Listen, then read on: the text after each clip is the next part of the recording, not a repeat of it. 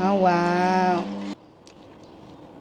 At dumating na nga po itong ating juicer machine na in-order para sa ating Eat Your Skincare na gustong i-goal ngayong taon. Ayan. So, meron na tayo dito mga nakahandang prutas pero may kulang pa. Tara, magpitas tayo sa garden. Tamang-tama, meron na ang bungang mga hinog itong ating lemon.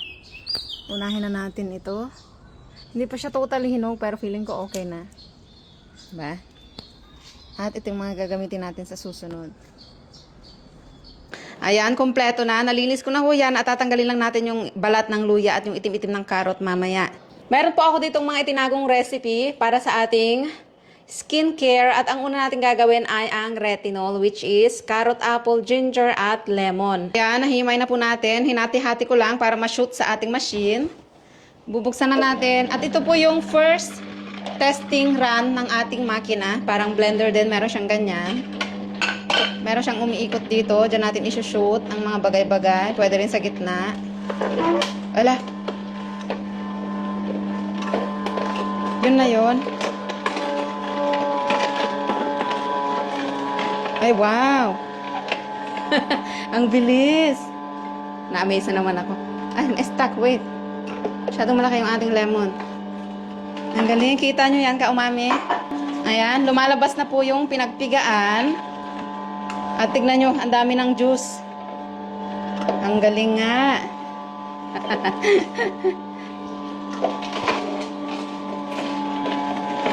At ang bango, mga kamami. Nice.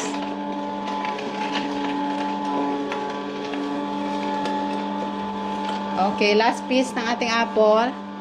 Ang daming juice. Tignan nyo po, ang dami ng juice. At ang bilis lumabas ng sapal. Parang masarap to igisa-gisa mamaya. Yan, wala na siyang ginigiling o pinipiga. Bubuksan na natin ngayon. Oh, wow.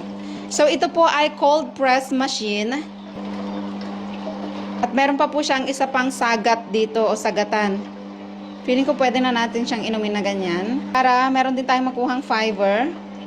Or itry muna natin na pino. Kasi nga merong luya at sapal po ng lemon. Baka hindi natin magustuhan. Tama po ba? Sige, sagatin muna natin sa ating first try. Wait lang, tikman nga natin kung anong lasa nung pinagpigaan. Yung pangalawang pinagpigaan.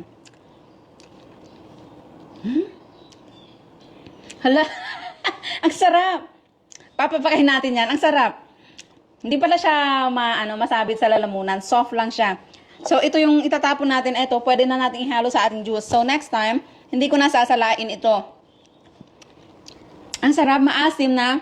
Ang bango ng carrot at ng luya.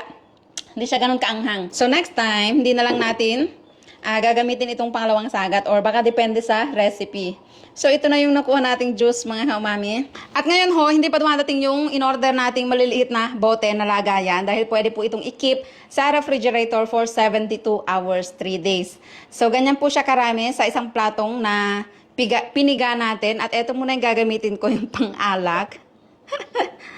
Tikman natin. Ang sarap!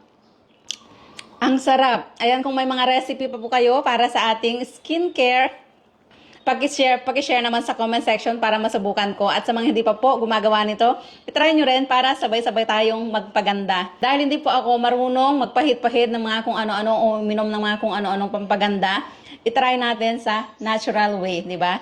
Cheers! Ang sarap, promise. At eto pong pinagpigaan, dahil plantita tayo, syempre, ilalagay na naman natin sa ating mga tanim. Saan kaya tayo maglalagay ngayon? Ito na lang sa ating butterfly pea flower na ginagawa din nating tsaa. Maghuhukay lang tayo.